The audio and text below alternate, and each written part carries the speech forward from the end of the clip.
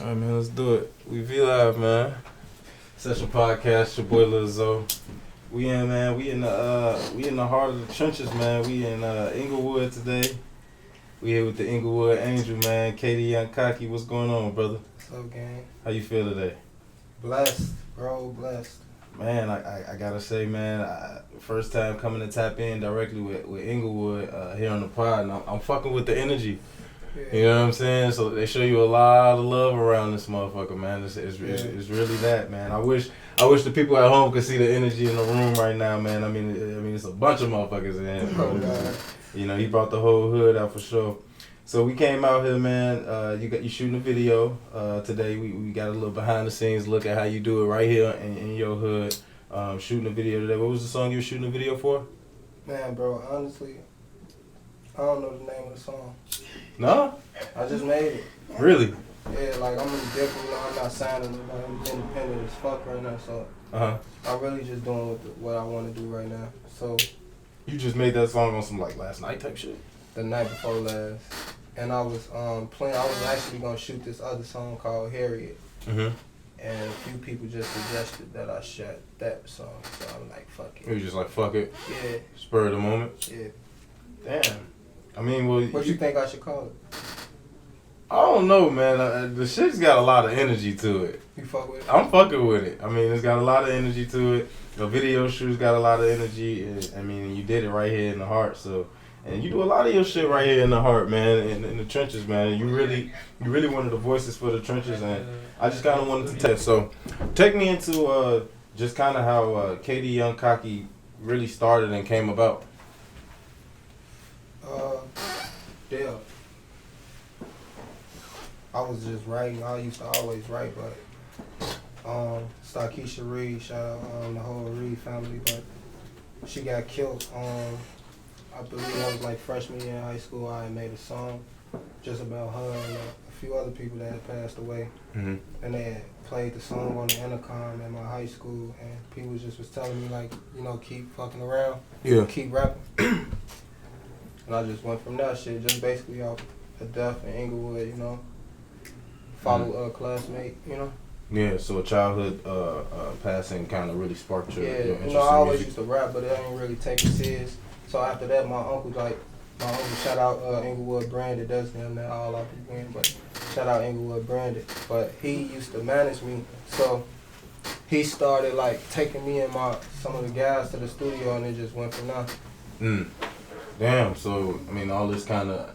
I mean, well, your interest in rapping started obviously a little bit before then. Was it just kind of something you were kind of born into, like just always had a knack for music? Yeah, he was doing poetry, music, you know. Then my other uncle, he was drawing like pictures of outcasts and like real artistic paintings, like.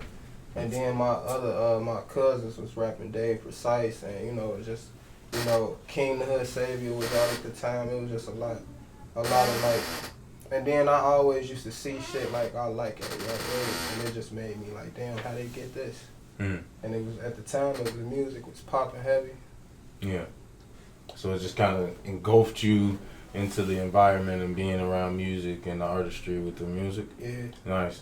So now, I mean, we're here in your studio, and you go on to talk about how, you know, you got uncles and cousins drawing pictures and doing music, and then we look around your studio here, and it's a bunch of murals and just a bunch of music around in the environment. So that definitely played a role into how you developed today.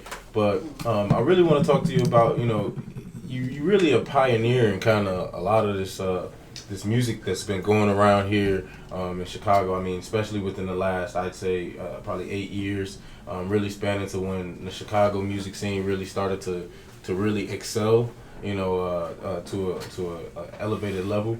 And you've got work pretty much all over the city, bro. I mean, with any major artist that has come and touched grounds from the city, you've got work with them. How does that respect level for you, you know, still being in the trenches and really still being underground and independent with some of these major artists really come about? Like, you know, how did this really build for you? It really built the more security Mm-hmm. than anything, a more different type of mindset. It's like, all that shit really don't mean shit, you know what I'm saying? Like, and you learn that, like, you know, coming up in the industry. Like, I was damn near born in the industry. You know, I've been doing this shit since 13. You know? Right. So, like, doing all them songs is really just a step, like, me stepping on next to get really where I really want to go. Like, because, you know, everybody really out for themselves, you know? Mm-hmm. So, I don't really look at none of that. It's like, nigga, I need everybody fan base. I need everybody to know that I'm really fucking you up. You know what I'm saying? And that's really what I'm on right now. Shit, you know, it's up there. Yeah.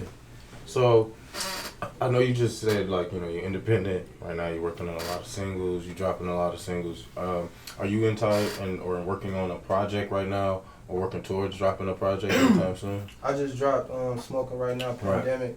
Right. Mm-hmm. Me and D Brooks, that's my brother. But, you know, that's damn near the only person I drop shit with. Yeah. So, you know, we did a lot of shit. Yeah. No point in naming and shit, but that's my dog, you know what I'm saying? So, but right now, I ain't really finna drop no project right now. I'm just finna fuck these people's heads up. Just unload the clip like. No pun intended, man. Like I said, man, we really out here, man. You really the streets like you talk about in your music. And I just really want to kind of. I don't really want you to like look at me like, cause I really, you know, I'm from Englewood. You get what I'm saying? Yeah. But like, I ain't no, you know, like, don't get it twisted though. You know what I'm saying? But at the end of the day, I wanted the image that I want people to see for me is like just the point of like seeing somebody that come from this shit, that come from this bullshit, and understand that you can really like overcome this shit and really be. You ain't got that. Don't mean you a hoe.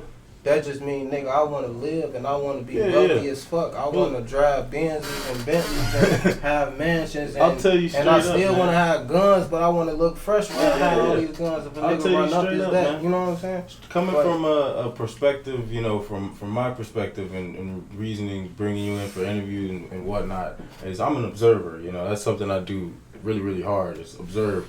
And, you know, you can always tell the difference from the people who are in the trenches, but they're like, that's the only thing that they're focused on is living by the trenches. You know what I'm saying? And then you got your people who are in the trenches because that's their environment, but they're trying to work towards and do things to get better and get out of the trenches and or amplify the trenches to where, you know, everybody's not just having this negative look on it. You know what I mean? Yeah. So, and that's the image that I get personally from you. I mean, you've done a lot of work throughout the city with a lot of major artists. I mean, you've really cracked a lot of grounds that a lot of artists in this city have not cracked.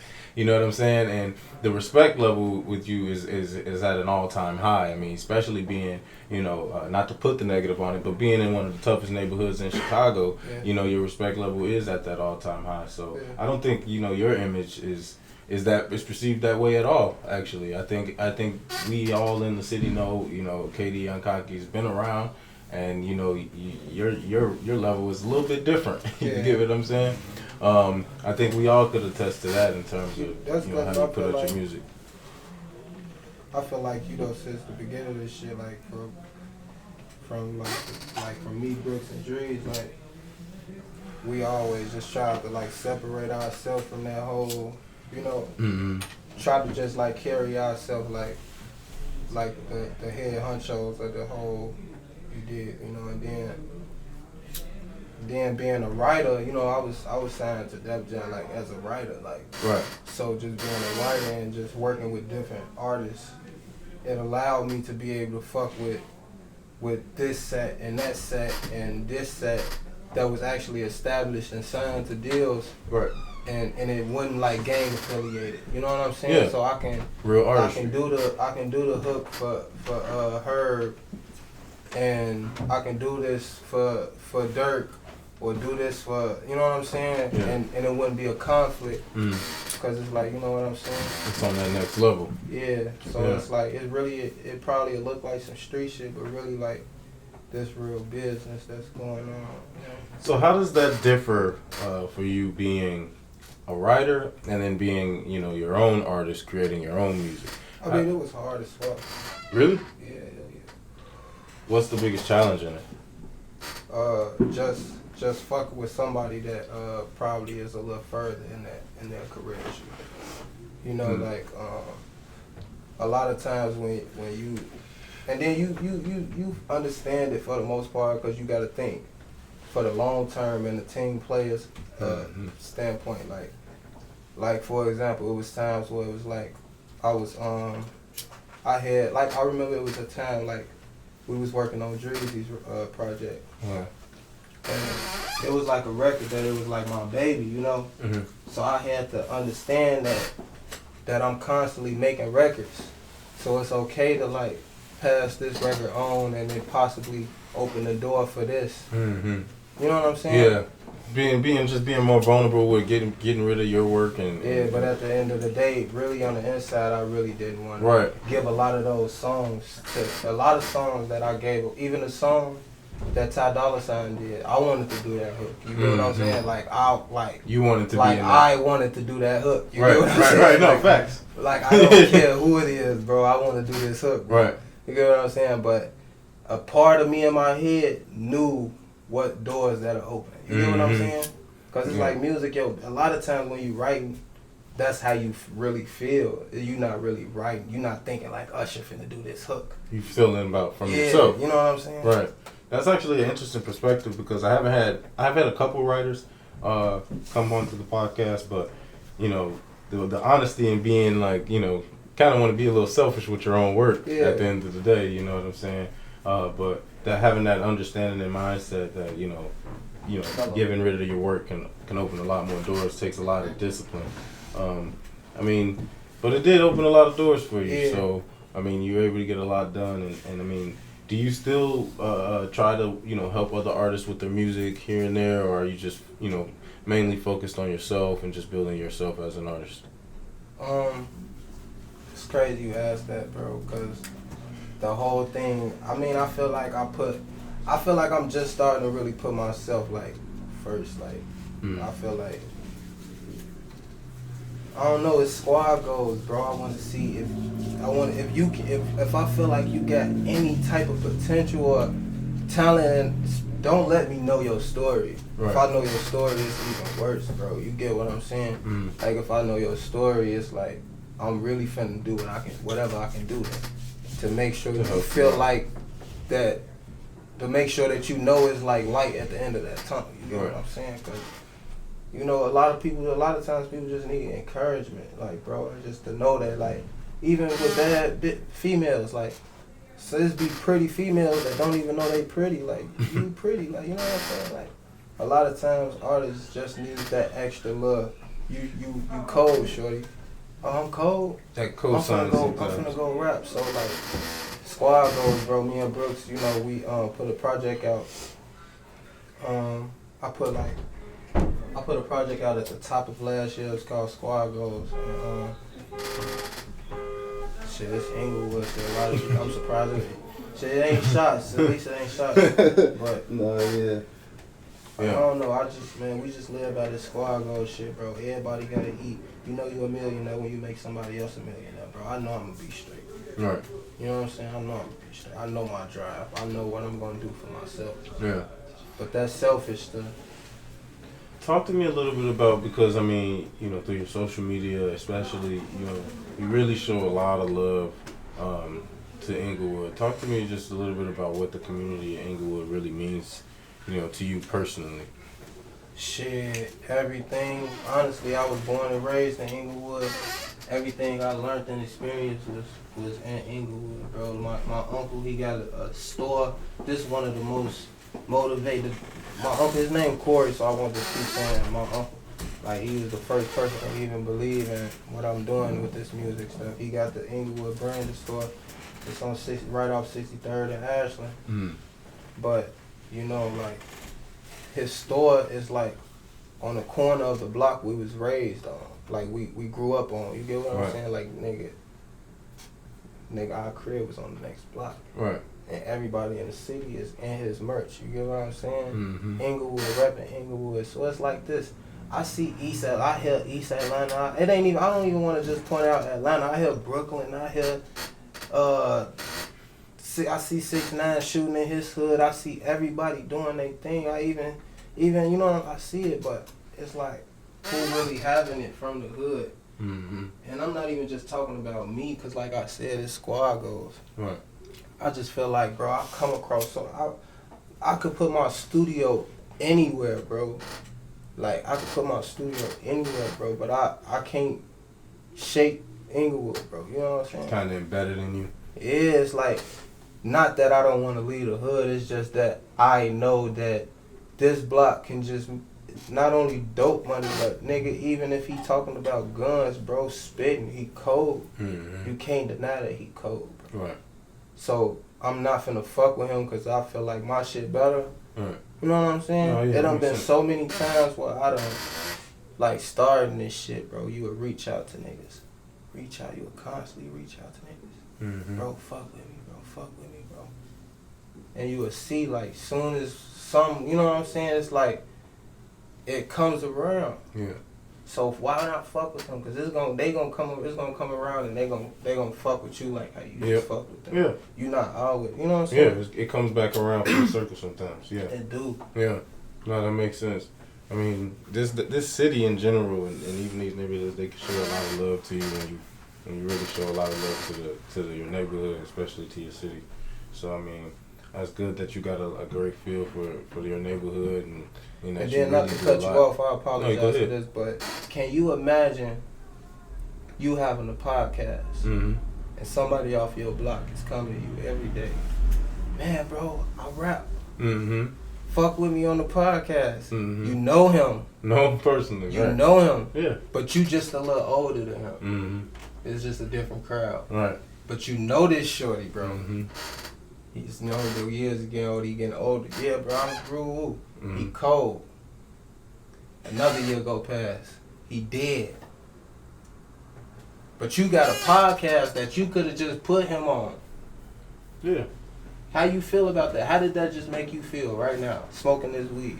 And this right now situation? It kind of made me feel like you a piece felt of shit. it, bro. Yeah. Felt like a piece of shit at that point. Like, you could have helped the shorty out. Yeah, facts. Squad goes, bro. It ain't no more of that, bro. It's I mean, and that's a real touchy subject, man, and that's why I really came to, tap in with some of the OGs out here that's still around, because, it's really, like you said, it's a lack of a lot of that, man. It's a lack of that guidance. It's a lack of that, not even really just the guidance, but the support, you know what I mean? And within our own neighborhoods, within our own city. And, with the Session Podcast, that's really the main gist of this all, is to bring the whole city together and, show some of the talents that's going around in the city. Like, lit ass city from north side, south side, east side, west side. There's talent all over. And, it's a real lack of the support, especially within our own neighborhood. That's only because you cannot look for support from people that, like, you gotta look for support, because everybody, at the end of the day, you gotta learn, people not gonna support your podcast, bro. Yeah. Until your podcast do what you believe it's gonna do. Yeah, facts. You gotta look for the people who you meet along the way, and you recruit them. Mm-hmm. You get what I'm saying? You recruit them. Yeah. And the people who fall in line, let them fall in line. Yeah. Don't do that. You're going to stress yourself out. Yeah. You're going to get upset with your friends. You're going to get upset with a lot of things that don't matter. Yeah. You get what I'm saying? Yeah. So look for people to support you along the way that's interested. Because you might look for support from Earn, and Earn love you to death. Mm-hmm. He probably supporting you in a way that you not even knowing. Mm-hmm. You looking for him to support your Instagram. Right. Earn is at the bar right now telling everybody at the bar, yeah, my man did. He got a podcast that's funny as hell. Facts. But whole time you at the crib, man, because he not posting. Because he ain't posting it. You gotta get your mind off that shit. Facts. Period. That's facts. This is what you think about when it comes to support and social media. And who is interested in what I'm doing that I don't know. Because who is your friends sharing it to? Right. They friends? Right. That y'all know? Right. A big circle. Yeah. Like, it don't make sense. Mm-hmm. No, that makes sense. Damn, real game from my OG, man. I'm not, man. Don't say it. You make me feel old. You dang shit to me. Goddamn it. Man. The young bull in it, man. So, you know, you gotta realize a lot of us, like, songs you've been playing or you've been on, you know what I'm saying? Like, I was listening to before basketball games, you know what I'm saying? Like, in school. You know what I'm saying? Like, as a shorty. So, like, I can vividly remember listening to tracks with you on it. You know what I'm saying? Before AAU games, you know, and like, you know, just countless travel hours, you know, playing ball, just, you know, so it's like, it's a difference for me being able to sit here and more of a fan perspective. We got like Spinsville in the building. Oh yeah, you know what I'm saying? Like, this is one of the motherfuckers, bro. I promise you, bro. I done recorded me and Valet in my granny's attic. I done recorded with me and Cowboy. I done recorded a lot of niggas, bro. Yeah. Spinsville is one of the most every day. Or if it's not every day, it's every other 2 days. Yeah. So like how you bro, would you see know it what like I'm that, doing, bro. You know what I'm on, bro. I'm just trying to come be in the studio, bro, and vibe, bro. You know what I'm. You already. I told him, bro. I'm like, bro, I ain't gonna lie, bro. You working, bro. Yeah. You right. You know what I'm saying? You So dedicated like, to this shit. That's like, how you this saw shit it. gonna come around. You know, you see it like that, right? And like I would see it like he had the hottest track on the radio, and then he was coming to sit courtside at our game versus Simeon. You know what I mean? So it was like, for us, I ain't gonna lie, I used to be like, damn, Spinsville at the bro. game. You know, like, damn, you know what I'm saying? So at that time, it was looking different. You know what I mean? So that's why we look at you a little bit, you know, on that level, man. But that's what I mean. Like I just said, I used to be, like, you know, DJ Amars used to manage me. And DJ Amars was Spinsville's DJ. So this is what I'm saying. You gotta go through things to, you know what I'm saying? Yeah. For me to even talk to you the way I'm talking to you, it was times where I would be really upset with Amars because I felt like he was going harder for Spinsville than his artist. You get it? But why wasn't I thinking like, man, Spinsville is the head honcho right now. Let's follow the lead behind that and blah blah blah woo woo. You know what I'm saying? Like, you gotta just go through things. Yeah, that's the maturation process, bro. And meet people, and you know what I'm saying. It's just like a lot of things. That's definitely a strong maturation process that, like, you know, I think everybody, you know, in some form goes like 4 years later, I never think we'll be locked in like we locked in right now. Right. Like. Yeah, man, like you said earlier, man, everything kind of comes in full circle at the end of the day, man. It kind of locks in that way. But that's just crazy how, you know, a lot of this stuff just connects in and it ties in and it kind of all ties back into you, man. So, you know, that just goes to show your level and impact on the music in Chicago, you know, especially from the South Side, and just some of the music that's being heard worldwide. You know, you might not realize, but you have a fraction of an input on it some way, somehow, with recording a bunch of different artists, you know, to locking into some of the artists who's had some of the, you know, the hottest, earliest sounds. You know what I mean? It's just ridiculous how you know, when you look at it, you kind of really did play a role into a lot of stuff. But KD, man, I appreciate you letting me come down, man, talk to you, man, come into your studio. I appreciate everybody here showing a lot of love, man. I just want to hope that everybody here is safe. We keep it moving, man, and you keep pushing these next projects. We get this video out soon, man. It's KD on Cocky Lil Zo, man. Session Podcast, man. We signing out.